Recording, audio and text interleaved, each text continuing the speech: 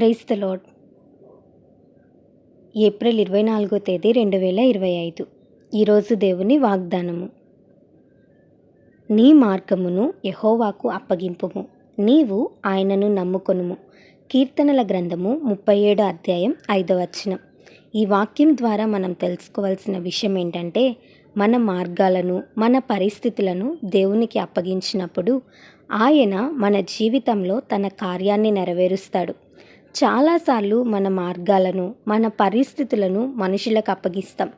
మీరైతే నాకు ఈ పని పూర్తి చేయగలరు, మిమ్మల్ని నమ్ముకుంటున్నాను, మీకున్న జ్ఞానంతో, మీకున్న అధికారంతో నా పని అయిపోతుందని మనుషుల మీద ఆధారపడుతూ ఉంటాం.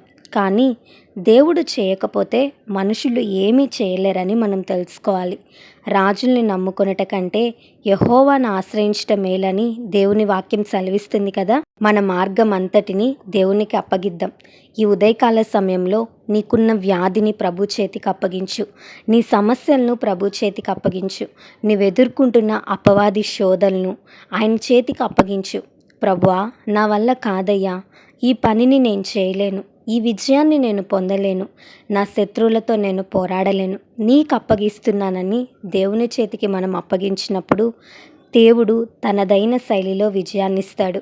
దేనికి బెదరద్దు, దేనికి జడియద్దు, దేనికి భయపడద్దు. దావీదు గొల్యాతు మీద విజయం పొందటానికి కారణం ఏంటో తెలుసా? దావీదుకున్న బలమా, దావీదుకున్న జ్ఞానమా? అవేమీ కాదు.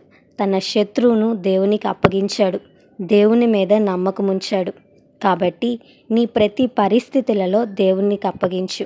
దేవుడు గొప్ప కార్యం జరిగిస్తాడని నమ్మకం ఉంచు. దేవుడు తప్పకుండా నీ జీవితంలో కార్యం జరిగిస్తాడు.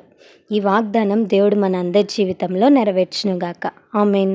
ఈ వీడియో మీకు దీవెనకరంగా, ఆశీర్వాదకరంగా అనిపించినట్లయితే లైక్ చేయండి, షేర్ చేయండి, కామెంట్ చేయండి, సబ్స్క్రైబ్ చేసుకోండి.